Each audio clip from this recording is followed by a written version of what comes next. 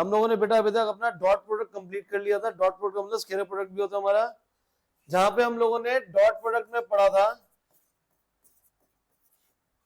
Dot product a dot b, वो हमारा होता था बेटा ए वेक्टर का मैग्नीट्यूड इंटू बी वेक्टर का मैग्नीट्यूड इंटू कॉस थीटा।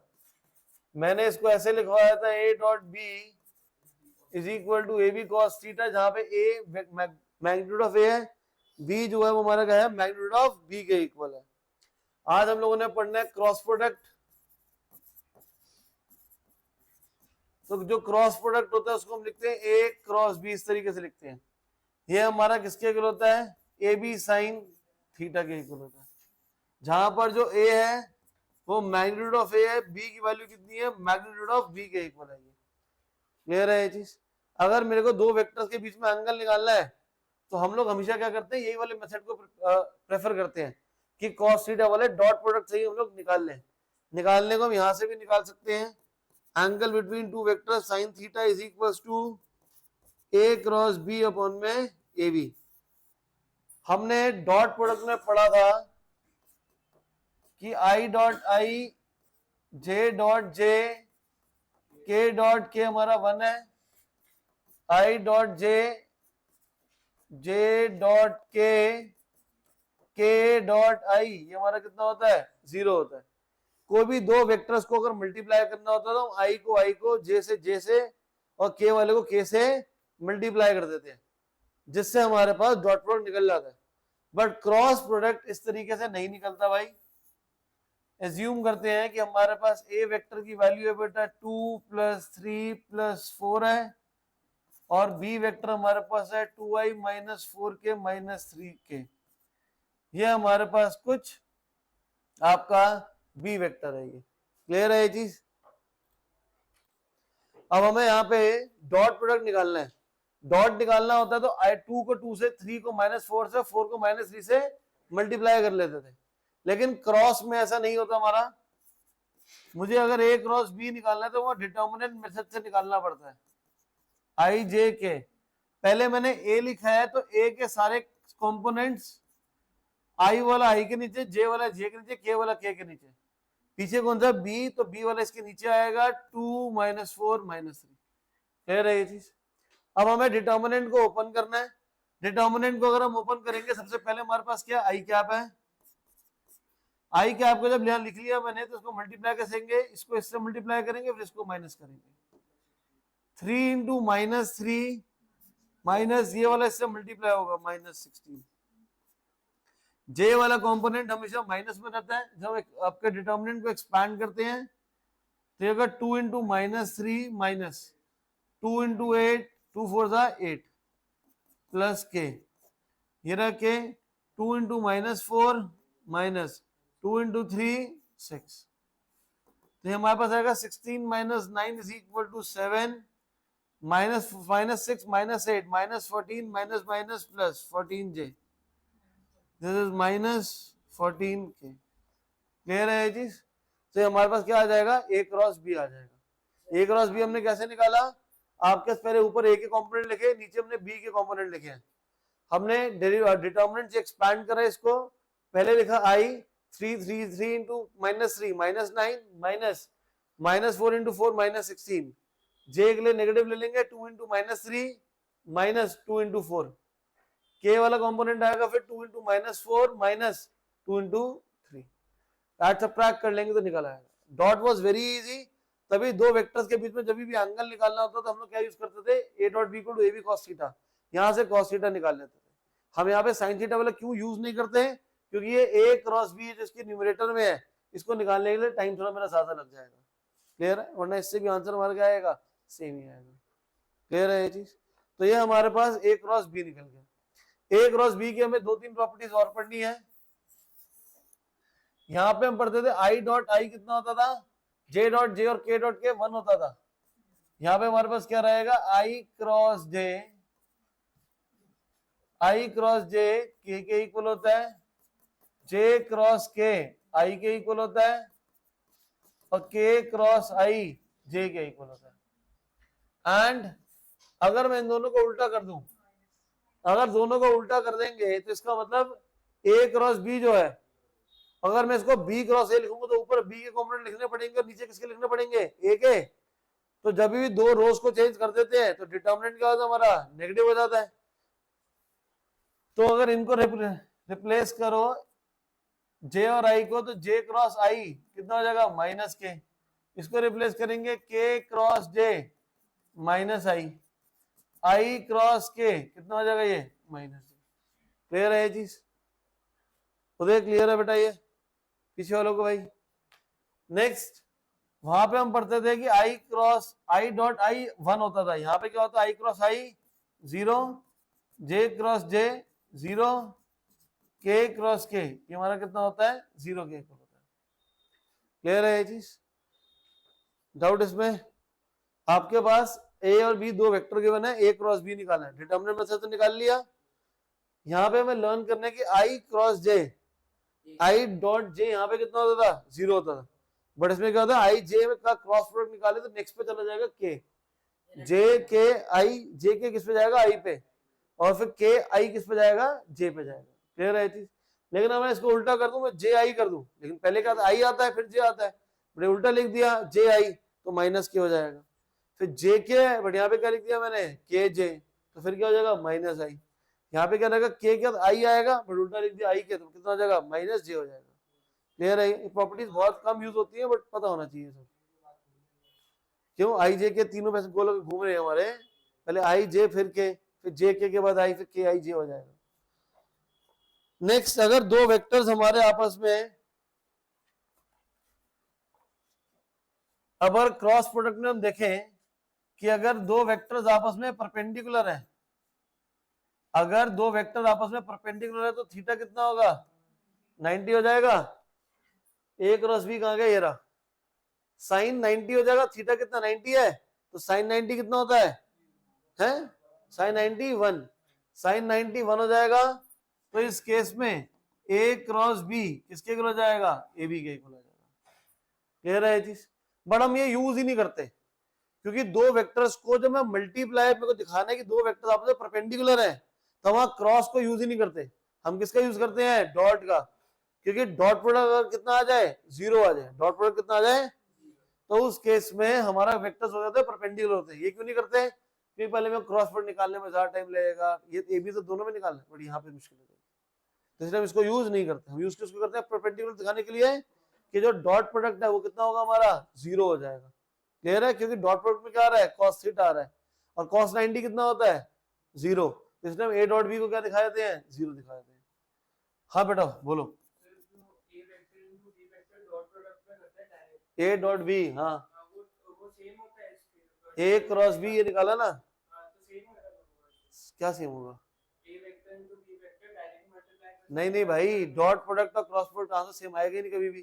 तुमने पढ़ा था डॉट प्रोडक्ट जब निकाल रहे थे हम लोग, तो आखिरी में से वेक्टर नहीं बन रहा था, क्रॉस प्रोडक्ट में हमेशा आखिरी वेक्टर बन जाता है। नेक्स्ट, अगर दो वेक्टर्स आपस में पैरेलल है, पैरेलल का मतलब क्या हो जाएगा कि थीटा क्या होगा, या तो 0 होगा या 180 डिग्री होगा। तो अगर यहाँ पे मैं 0 या 180 पुट कर दूं, साइन 180 कितना होता है, 0, और कॉस साइन 0 भी कितना होता है, 0, तो इसका मतलब ए क्रॉस बी कितना हो जाएगा हमारा। क्लियर है ये चीज? तो दो वेक्टर अगर आपस में सेम डायरेक्शन में है, ऑपोजिट डायरेक्शन में है, मतलब कि दो vectors, this is b vector और ये ए वेक्टर, दोनों आपस में पैरेलल है, तो दोनों के बीच में एंगल अगर सेम डायरेक्शन में, तो एंगल कितना हो जाएगा, 0, तो इनका क्रॉस प्रोडक्ट दिखा देंगे कितना, 0। अगर एक राइट पे जा रहा है और ये एक लेफ्ट पे जा रहा है, तो एंगल दोनों के बीच में कितना आएगा, 180 आएगा, और अगर एंगल दोनों के बीच में 180 है, तभी भी क्रॉस प्रोडक्ट कितना हो जाएगा, 0 आ जाएगा। क्लियर है ये चीज? क्वेश्चन स्टार्ट करते हैं बेटा। एग्जांपल नंबर 22 पे आओ। इसमें हमने ये पढ़ा बेटा कि दो वेक्टर अगर सेम डायरेक्शन में जा रहे हैं, दोनों राइट पे हैं या दोनों लेफ्ट पे हैं, तो एंगल 0 हो जाएगा दोनों के बीच में। और अगर एक राइट पे जा रहे हैं, एक लेफ्ट पे जा रहे हैं, ऑपोजिट जा रहे हैं, तो एंगल कितना होगा, 180। दोनों केसेस में थीटा जो ए क्रॉस बी रहेगा वो कितना रहेगा, 0 रहेगा। एग्जांपल नंबर 22, फाइंड ए क्रॉस बी।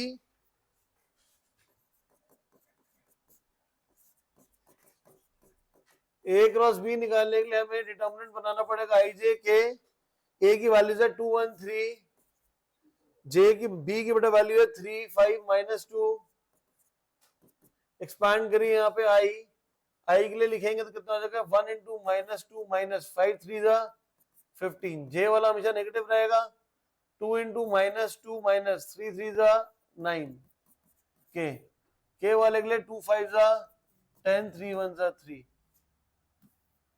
नेक्स्ट हमारे पास ये आ जाएगा -17i प्लस 13j प्लस 7 के का। क्लियर है ये चीज? Next question number example number 23। Example number 23 में आपको कह रहा है find the unit vector perpendicular to both the vectors a plus B and a minus b. हमें एक ऐसा परपेंडिकुलर निकालना है जो कि a प्लस बी और a माइनस बी पे दोनों पे परपेंडिकुलर है। तो हमारे पास क्वेश्चन में गिवन है a vector and b vector. a vector की बेटा वैल्यू है i प्लस जे प्लस के, b है हमारे पास i plus 2j plus 3k। ये हमारे पास a और b दो वेक्टर्स हैं। आपको क्वेश्चन में क्या बोल रहा है? Find a unit vector perpendicular to the two vectors a plus B and a minus b. अभी तक ऐसा क्वेश्चन हम लोगों ने डॉट प्रोडक्ट में नहीं पढ़ा था।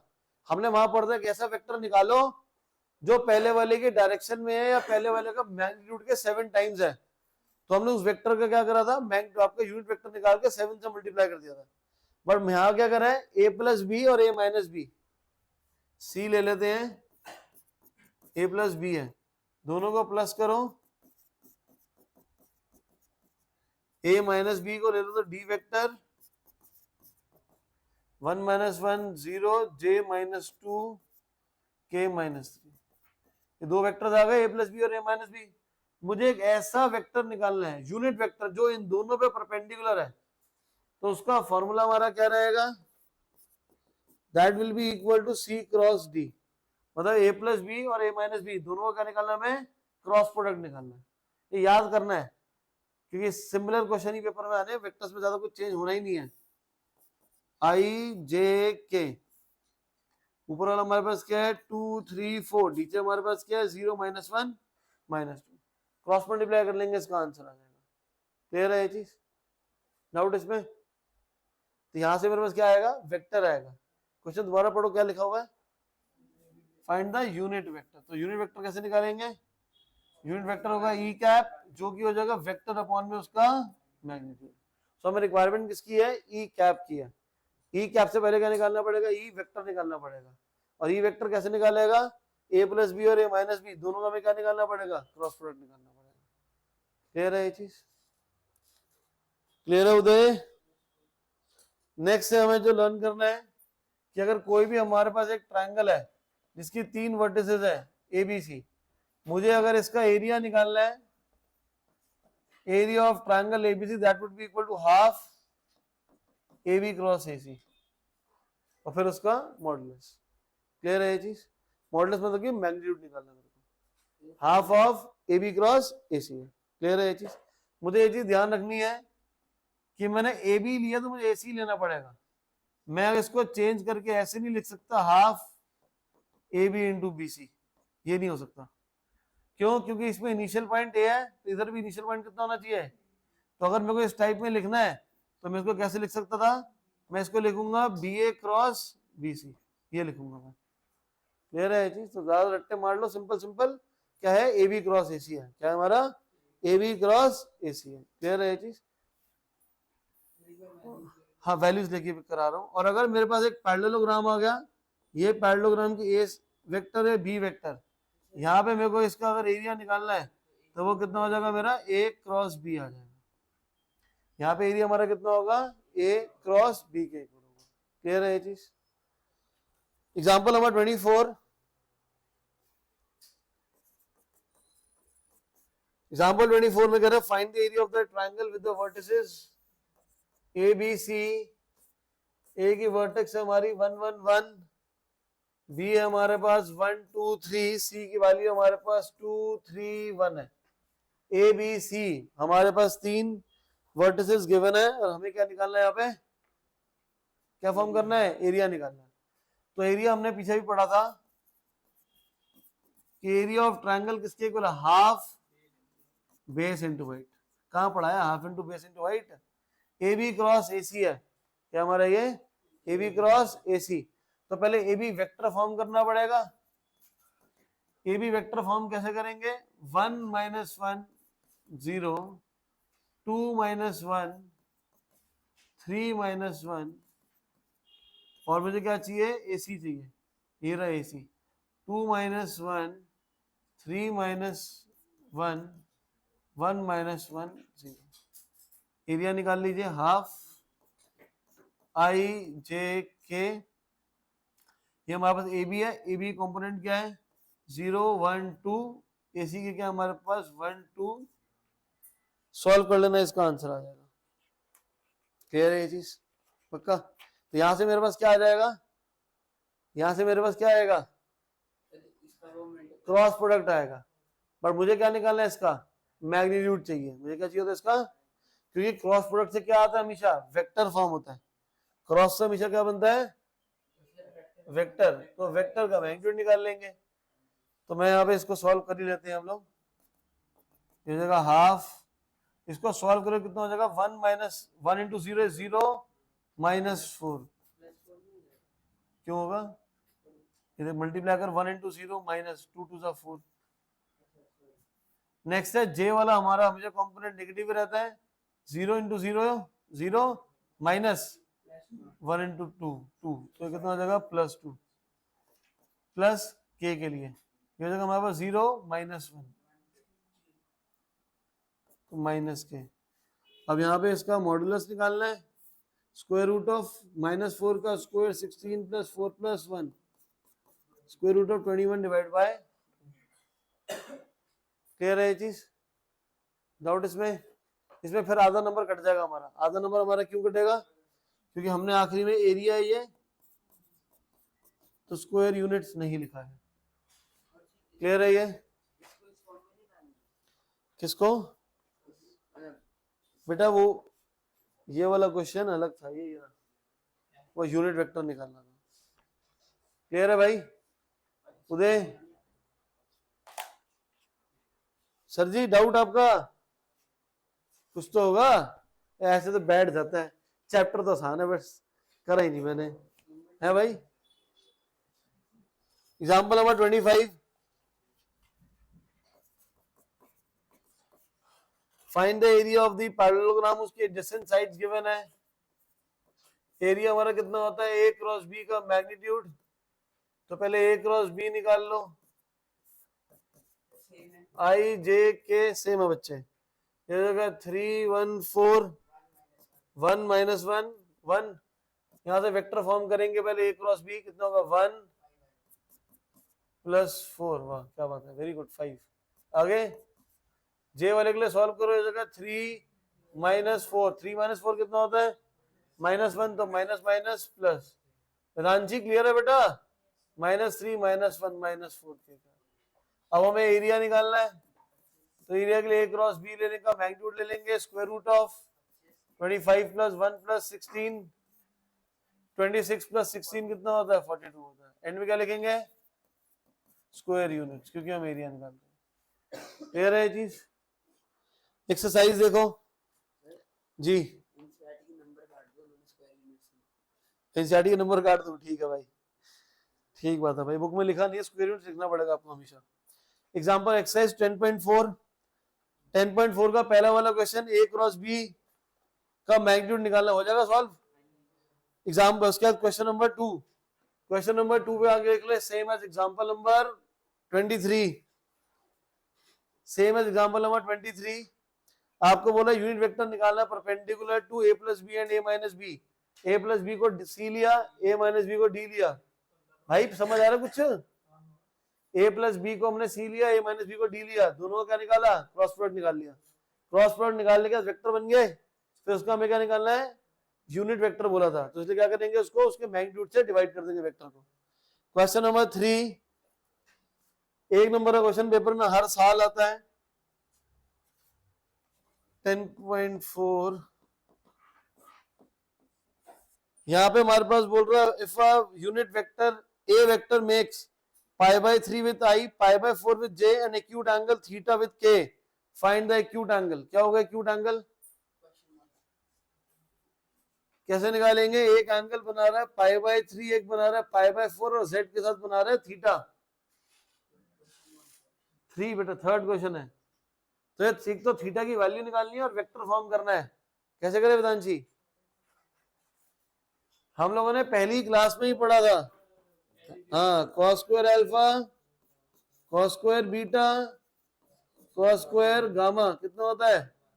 तो पहले वाला हमारे पास कितना है? पाई बाय 3, तो cos square pi by 3, cos square pi by 4, cos square gamma is equal to 1। Cos 60 की वैल्यू कितनी होती है? हैं? अरे 1/2 होती है भाई, √3/2। कॉस 45 1/√2।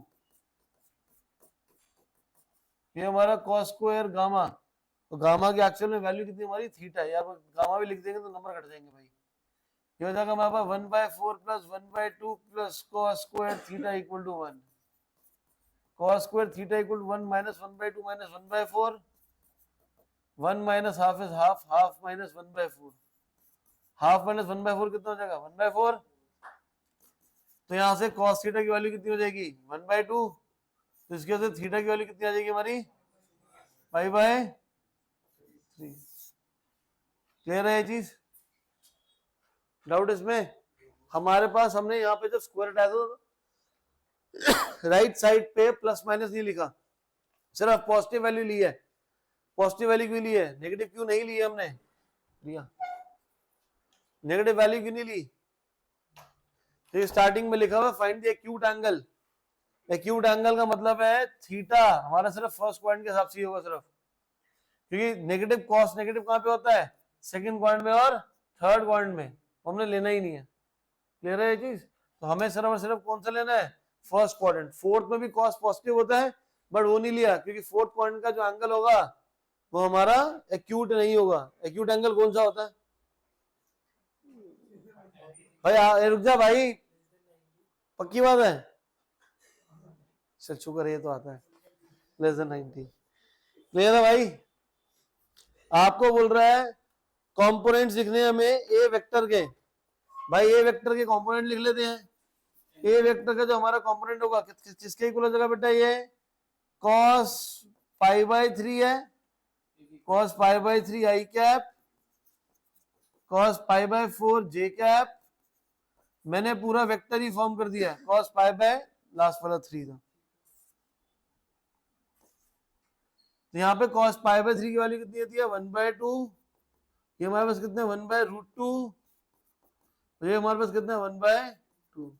तो कंपोनेंट बोलेगा तो कंपोनेंट मतलब डायरेक्शन रेशियोज कौन कौन से हैं? 1/2, 1/√2, 1/2। क्लियर है?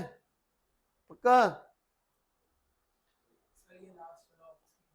हमें एंड में कंपोनेंट निकालने थे, मतलब वेक्टर फॉर्म कर लिया पहले, तो वेक्टर की वैल्यूज आ गई ये 1/2, 1/√2, 1/2। तो हमारे क्या है? कंपोनेंट्स होते हैं, इसको बोलते हैं direction ratios. Next question number 4, 2 नंबर में आता है ये क्वेश्चन नंबर 4 में हमारे पास गिवन है a minus B cross a plus b किसके इक्वल प्रूफ करना है? हमें twice of a cross b के इक्वल दिखाना है। आप लोगों ने जब डॉट प्रोडक्ट पढ़ा था तो वहां हम लोगों ने डायरेक्टली अप्लाई कर दिया था a square minus b square apply कर दिया था, बट यहाँ अप्लाई नहीं कर पाएंगे। क्यों नहीं हो पाएगा? एलएचएस देखो भाई, a minus B a cross b से मल्टीप्लाई हो रहा है, मतलब a क्रॉस आगे वाला minus B cross A plus B. Multiply करो इसको, A cross A plus A cross B minus B cross A minus plus minus B cross B. हम लोगों ने एक मिनट, हम लोगों ने जब डॉट प्रोडक्ट पढ़ा था तो ए डॉट ए को हमने क्या लिखा था? मैग्नीट्यूड ऑफ ए स्क्वायर लिखा था। लेकिन क्रॉस में किसी भी वेक्टर को उसी वेक्टर से मल्टीप्लाई करेंगे तो आंसर कितना आएगा? 0 आता है। अबे सर आता कैसे है 0? ये भी समझ लेते हैं हम लोग। अगर मेरे पास सेम वेक्टर के लिए अगर हम फॉर्म कर ले ए क्रॉस ए, सपोज दोनों 2 3 4 है इसके कंपोनेंट्स, तो यहाँ 3 4 था 12 माइनस 12 0, जे के लिए सॉल्व करोगे अगर तो जगह 8 माइनस 8 0, के के लिए सॉल्व करेंगे अगर तो 6 माइनस 6 कितना हो जाएगा 0। तो कभी भी दो वेक्टर्स का क्रॉस प्रोडक्ट लेंगे तो क्रॉस प्रोडक्ट हमेशा हमारा कितना होता है 0 होता है, क्रॉस कितना होता है। बट हमें जो चाहिए था वो हमने अभी भी प्रूफ नहीं कर पाए। हमें यहाँ पे ए क्रॉस बी है, हमारे पास क्या आ रहा है A cross B minus B cross है।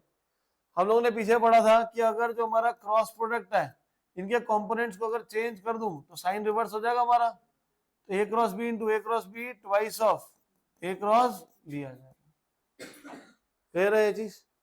हाँ बेटा साइन से, हाँ क्योंकि डॉट प्रोडक्ट की बेटा प्रॉपर्टी है वो हमारा कम्यूटेटिव होता है, a dot b dot a के इक्वल होता है। लेकिन यहाँ पे मेरे पास क्या होता है A cross B is not equal to B cross A, जबकि ए क्रॉस बी जो होता है वो negative of B cross A के इक्वल होता है।